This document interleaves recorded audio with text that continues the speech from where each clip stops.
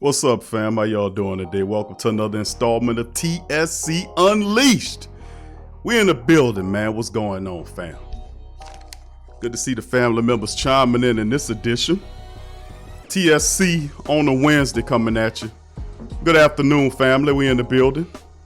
Big ups to the family members. I'm Big Q chiming on this edition of TSC Unleashed.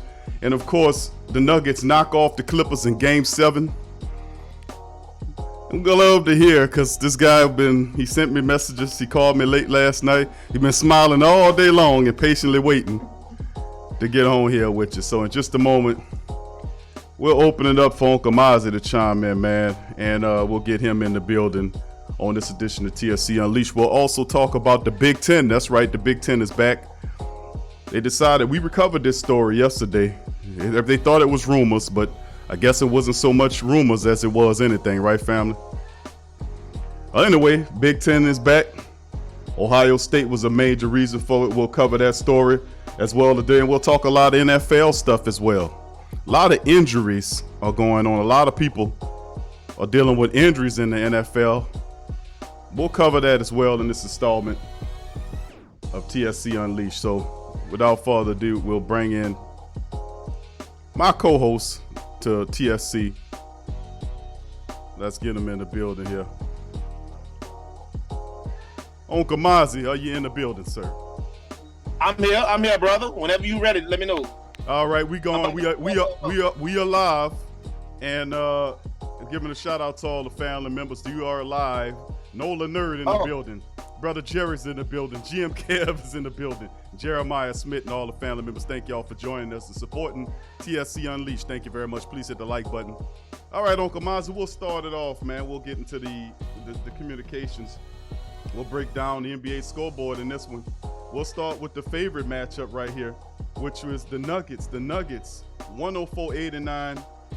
They went 3 straight games, scaving off elimination, took the psychological advantage away from the Clippers, who couldn't put them away in 2.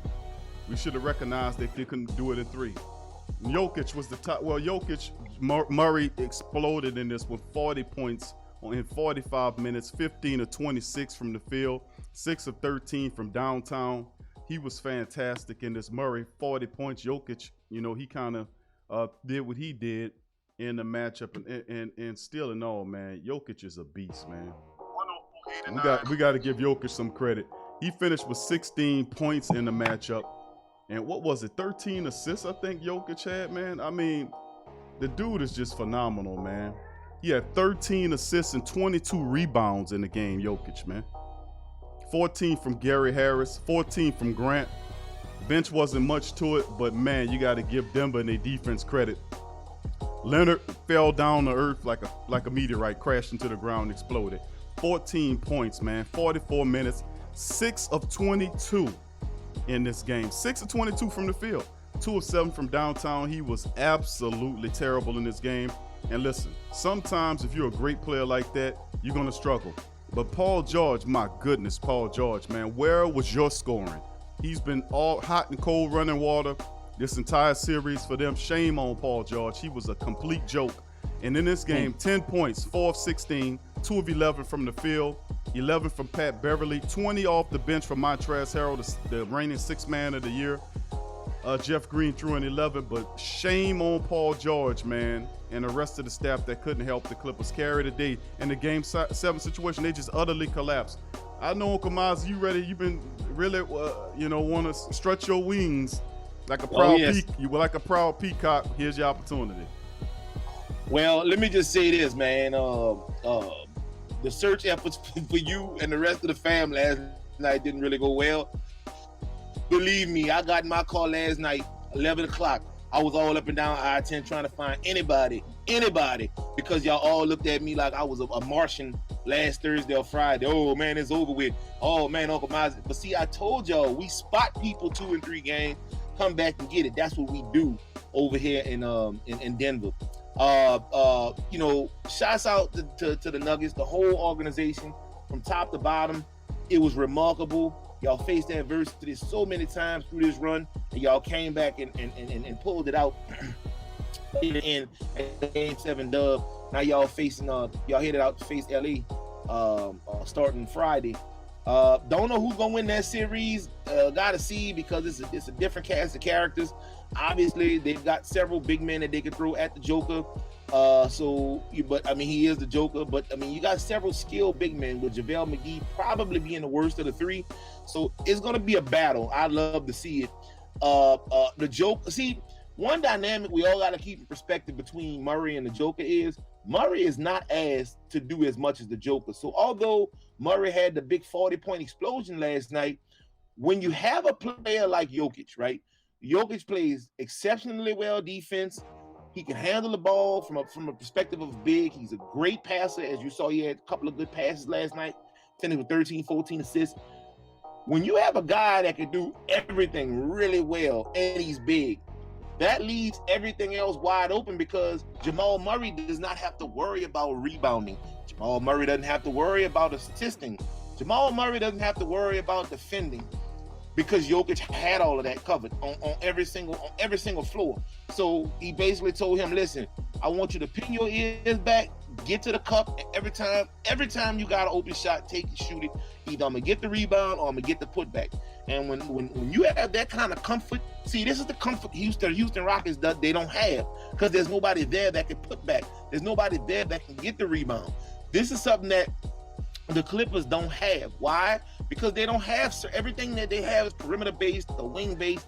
They're a finesse team. They were kind of built to outrun and beat the Lakers. But what they didn't understand was that when you're in the playoffs, you got a couple teams to get to or to play before you get to the Lakers. Unless you're just gonna tank yourself, become the 8th seed, and try to rise up from there. If you're not gonna do that, you gotta kind of build your team, or you gotta have players on your team that can help you, or a game plan that can help you scheme past other teams who you weren't really built to beat. But this team from top to bottom was built to play the Lakers. They forgot about the Clippers. They forgot about several other people that could potentially have beaten them, and they paid for it in the end. Hats off to Denver. I think it was a remarkable job by the Joker, being able to take over the game as he did. And although, again, he did not have the offensive output, prowess, and firepower of Jamal Murray, because I know that's what we all look for in today's NBA. How many buckets were scored? How many threes were taken? Although Jokic didn't have that to put under his belt, he did have a unique set of skills, right? Lord, that's my Liam Neeson. He did have a unique set of skills, and he found them and he killed them. And that's what it was. Jamal Murray, hats off to him, 40 points. Didn't hear much from Michael Porter Jr. In the way of scoring yesterday, but hats off to that entire organization, top to bottom, from the coaching to the management, all the way down to the ball boys. Y'all did everything y'all had to do. Y'all faced adversity both in the Utah series and in the Clipper series, and came back. And this is the first time in NBA history, facing elimination, 2 back-to-back series, the Denver Nuggets still were able to pull it off, even having to play 3 separate games facing elimination. They still found the courage, the wherewithal, and the fortitude to come back and fight. And that's championship caliber basketball. That's why you can never really count them out. I am not picking a winner in this LA Lakers Denver Nuggets game unless I am asked to, or I absolutely have to, because I think both of these teams are going to leave it all on the floor, unlike the Clippers. And I don't see a scenario in which the Clippers or the Nuggets can do the exact thing they did against both the Jazz and the Clippers and come back if they allow the Lakers to get off on them early. Yeah, the key to that is you look at what the 2 teams prior to Utah and both the Clippers. We got an echo here, Miles. But I think what's going on with these teams is you won't ever see that. The Lakers have a killer instinct, man, and I think that's what's wanting with both Utah and what was going on with the Clippers. Where was the killer instinct to put this team away? The Lakers have killer instinct, so they damn sure won't let that happen. But if they do get in a situation where they're up on the Denver Nuggets like that, they will close the deal. I'm just going to tell you what. Anyway, good win by the Denver Nuggets, man. It was exciting, really good series. They knocked off the Clippers, who couldn't put them away, scaved off elimination, win 3 stairs. Very difficult to do. Big ups to them. Let's move it to the other matchup that happened yesterday. The one that in the Eastern Conference Finals, game 1, and it was everything I thought it was going to be. Really exciting matchup. It went into overtime, man. And it took overtime to decide the winner as the Miami Heat knock off the Boston Celtics by 3, 117 to 114. Very exciting game, just like I anticipated. This will be a 7-game series, man. It's going to be fun watching Spoelstra and we're playing chess. You know, it's going to be awesome, man. But anyway, in this matchup, 29 points from Goran Dragic in 39 minutes, 11 of 19 from the field, 3 of 6 from downtown in the matchup, 7 rebounds, 4 assists, 29 from Goran Dragic, 22 from Jay Crowder in 39 minutes of action in the matchup, 20 from Butler in 43 minutes, 7 of 14, 2 of 3 from downtown, 4 of 6 from the free throw line, 20 points, 5 assists, 5 rebounds from Jimmy Butler. And what can I tell you about Bam Adebayo, man? Bam Adebayo with the block of the year. I mean, spectacular. 18 points for Bam Adebayo. He has 6 rebounds, 9 assists, and 2 blocks. 5 of 12. I mean, Bam Adebayo is the real deal for this team, man. He provides that grit, and he's ferocious. And then off the bench, we seen what Tyler Hero did in 40 minutes, 12 points. That dude always produces for the Heat off the bench. And of course, for the Celtics in the losing effort, 30 from Jay Tatum in the matchup, 43 minutes, 30 points, 10 of 24 from the field. And that's the spectacular thing about Tatum, man. He always bringing it. You know, he's finished with 30 points and 14 rebounds in the matchup, 26 points from Marcus Smart. Jay Brown kind of choked out. He was 17 points in the game in 44 minutes. Kemba Walker, 19 points in 43 minutes, 6 of 9 shooting, 1 of 9 from downtown. Kemba had 19 and 6 assists, but he got to do better than that if this team's going to compete here. Because if he got to step up a little bit better here. And he said that he got to play better. 11 points from Wanamaker off the bench, as the bench really didn't help the efforts of the Celtics much. And the Miami Heat, man, bringing the defense, bringing the intensity. Mozzie 112-114 Heat. They're up in the Eastern Conference Series 1-0. Well, yeah, and like I told you yesterday, I didn't really want to pick a winner in this contest because I felt as though both teams were deserving of it because they've been playing their asses off since they've been in the bubble. I can't say enough for the performance that Jimmy Butler had last night. And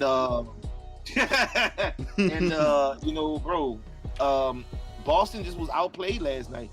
They had their moments, they had their spurts, but you can absolutely tell how those 7 games affected them.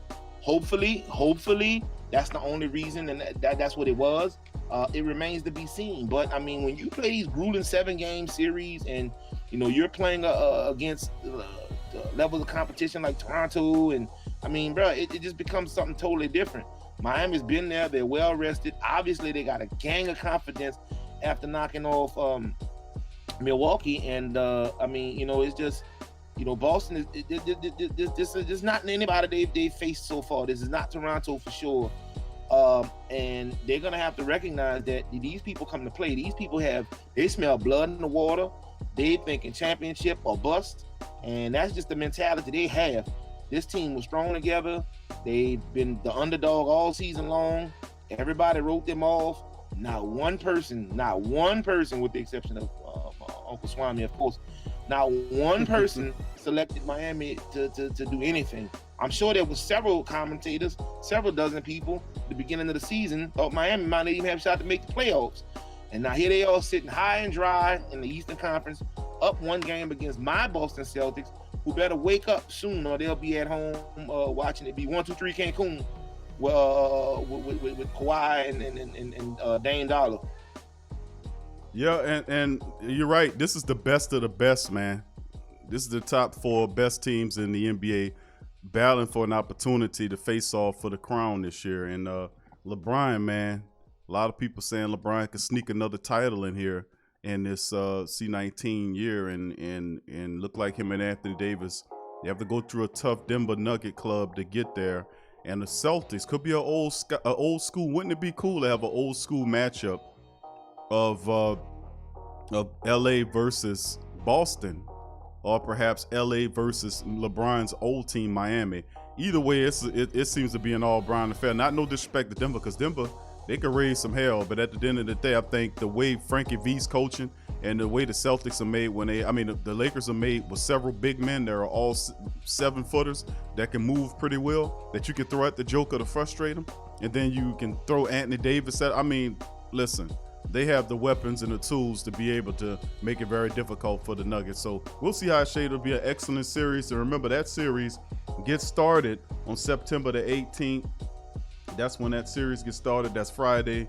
It'll be 8 Central Time for that matchup. And of course, no games for today. But then the Celtics pick up on the 17th. That's this Thursday, and they finish and they pick up that game 2 there as well. So it'll be East, then West, then East, then West for the rest of the game until as we starting to get down to the nitty gritty in the NBA. Now let's go into a little NFL action. We're gonna talk a little NFL here at first. A few stories to talk about here on Kamazi.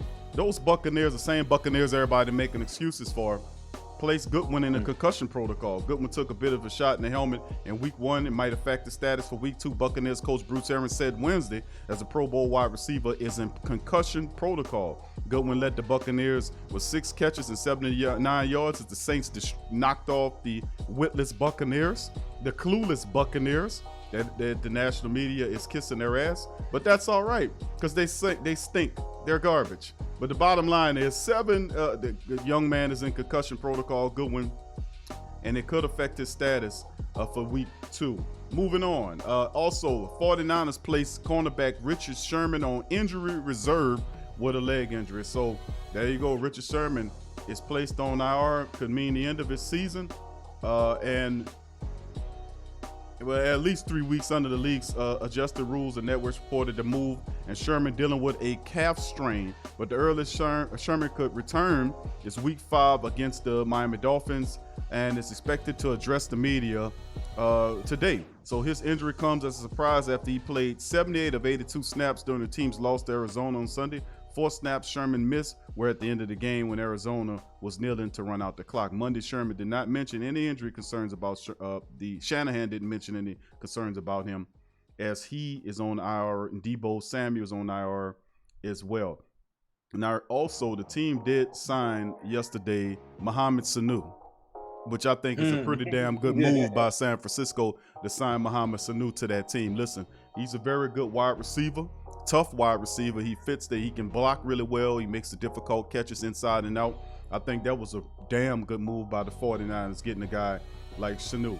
Uncle Mazi, what do you think about the 49ers placing Sherman on injury reserve with the leg injury? And he could come back later on this season. And of course, we talk about Buccaneers putting one of their top receivers in concussion protocol. What's your thoughts on either one of these stories? Well, San Francisco. Let's start there, man. I think I talked about this. I talked about this a while ago. It's for whatever reason, and I don't know why that is, but it's like they can never fully have a run. You have San Francisco have really good teams, and they'll be prolific for a year, and then they'll vanish for like a decade, and then they'll come back, and they'll hopefully this isn't the case. Because right now, man, they got some serious things. I mean, you're looking at Richard Sherman, that's a defensive anchor. You're looking at George Kittle has a sprained knee. You're looking at Deebo Samuel has a setback. Man, that's 3 key pieces. With the exception of your quarterback, man, that's really rough. It's not like they play in a slight division, man. Arizona's come to play this season. Seattle is always ready to play. Then you got the Rams on top of that, man. I don't know, man. It's just I wouldn't want to be in their position. We've been in that position before when Atlanta was, fairly good. Carolina was good. So, we've been there before. So we can attest to what San Francisco is going through right now, especially being in that division, which is probably one of the more competitive divisions in football this season, especially in the NFC. I don't really see the NFC South spread. Well, I don't know, because I don't know. I think that might be the toughest division in all of football right now. Arizona was the basement team, but I think they've come to play. LA had a really good game, albeit against the Cowgirls. They did have a really good game the other night. Obviously, we saw Russell Wilson was able to do out in Seattle. So, man, it's going to be tough, bro. I wish him the best, but those are some serious injuries. It's not like we're talking about some great value player here, man, or some D tackle, man. This is some serious smoke. These are some serious players, man, that are hurt. And I wish them the best. I hope that everything can kind of work out for them, but I just don't know it. I don't see it. I don't see it at least, I guess the best they could do is hope they go 500 through this whole debacle, maybe, and come out on the back end and push. But, 11 wins in the NFC sometimes won't even get you the playoffs, much less a divisional win. This is going to be difficult. And, of course, Sanu is familiar with Shanahan, the coach of the 49ers from their days as offense coordinator in Atlanta when Sanu was down there. So a little backdrop. Moving on to the college news before we head on out. Big Ten football is back. We covered this story yesterday about the rumor that they were meeting, but I guess the rumor was actually fact. How about that? We reported that one of the Big Ten people was caught on a hot mic having a secret meeting about what they're going to do, and they denied it, and then they came back with the story saying the Big Ten will resume football October the 24th. And the Big Ten, this is how it's going to go. The Big Ten will kick off its football season the weekend of October the 24th. Man, that's just that's ridiculous. October the 24th, after the league's first of all, they totally dropped the ball on this, man. Credit to the SEC, the ACC, and the rest of these organizations who have the courage to move on and taking the right protocols. They're doing the right things needed to make sure everybody's good. The Big Ten, what a joke how they handle this. They're going to try to kick off the season October the 24th, man. League presidents and chancellors unanimously voted to resume competition, citing daily testing capabilities and a stronger confidence in the latest medical information. The conference announced Wednesday morning each team will attempt to play 8 games in 8 weeks, leaving no wiggle room during the C virus pandemic before the Big Ten championship game on December the 19th. That date would also feature an extra cross-divisional game for each school with seeded teams in each division squaring off. The Big Ten would complete its season before December the 20th selection day for the college football playoff. Penn State athletic director said that Big Ten has agreed to have no fans attending the football games this season, which will be held on campuses throughout the season. The league is working on a plan to allow families of players and staff to attend both home and away games. Wisconsin athletic director said that the schedule will be released later this week. He said that the 2 divisions crossover games for each team still must be determined. Okay, but Big Ten August 11 initially postponed all fall sports, including football, because of the concern about the C-19. The president chancellors voted 11-3 to postpone it, with only Nebraska, Ohio State, and Iowa electing to proceed, sources said. Now, if they had voted, I'm pretty sure that probably Big Ten and several other schools Ohio State and several other of the Big Ten schools would have moved out and tried to play in another conference. I'm just keeping it real. If they wouldn't have got it, so they ultimately decided to do this. But what's your thoughts on this, man? This seems late. This seems kind of piecemeal together. They're trying to play 8 games in 8 weeks, and they have no adjustment period in there. I mean, what's your thoughts on this, man? Well, I definitely wouldn't have done it. Not that late in the season. You leave yourself no wiggle room. You only playing 8 games. How does that? Because everybody else is at 10 or at least 10. So how do you fare out? How does that look as far as the standings are concerned? Because you're not even playing an equal number of games as everybody else, and you could damn sure fit it in your schedule should you choose, because you still want to play a December 19th championship game when you don't have to do that. You elected to start late, which means you have to work clear through December. I understand that it's not like any fans will be there anyway.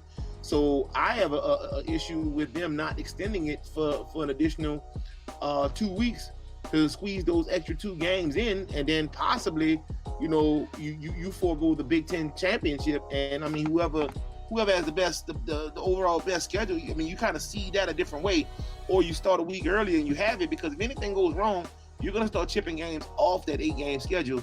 And when you compare your 8-0 record in the Big Ten compared to an SEC or Big 12 or ACC at 10-0, how do you stand a chance? I don't even know how you would rate that. How is that going to throw off BCS calculations and computations? I just don't know. There's a lot of unknowns for them starting the season so late. I can't believe the NCAA didn't step in and say, okay, well, you've got to figure out how you're going to put a mandatory 10-game schedule into play. We're not asking you for 12 or 11 or anything, but everybody has to at least be on the same page when it comes to the amount of games played. Doing it that way, at least if you have a team that's really, really good, the BCS calculations and computations can be a bit more accurate, because they'll at least have two extra games of data rather than shorting those 2 games and still trying to give you a fair shake. I just don't see a way they can get that done. Yeah, it's I think it's quite laughable to start it that late, man. They should have just postponed the season period. And if you have that, those reservations, don't, cancel the season, postpone it till a later date, and allow the teams who want to compete, allow them to go to other conferences to play. But at the end of the day, they're going to do it, man, because Ohio State would have done that. They would have opted out for at least that 1 year and went and played in another conference. I'm telling you, this would have been a really strange season to watch that happen. But anyway, that'll do it for the show. I'd like to thank all of the family members for joining us on TSC Unleashed Wednesday edition, family. Thank y'all for joining us. We'll be back later on today for the Sports Coma, covering the latest on the black and gold. We'll have some interviews, we'll have some news, we'll open up the phone lines, and we'll have some fun. And also later on today, we'll have Ring Kings Boxing Wednesday edition on the Ring Kings Boxing World Channel. If you're a boxing fan, feel free to join me and boxing contributor and former boxer Eddie Too Mean Johnson as we cover all the latest boxing news. That's on the Ring Kings Boxing Channel, and we'll see the rest of my Saints family on the TSC later on the day. So for me and Five, Uncle Mozzie, thank y'all for joining us. We'll be back tomorrow. Our standard time at 1:15, covering more of the day's top sports items. So y'all be good, be peaceful, be safe, and we'll see you later. Peace out.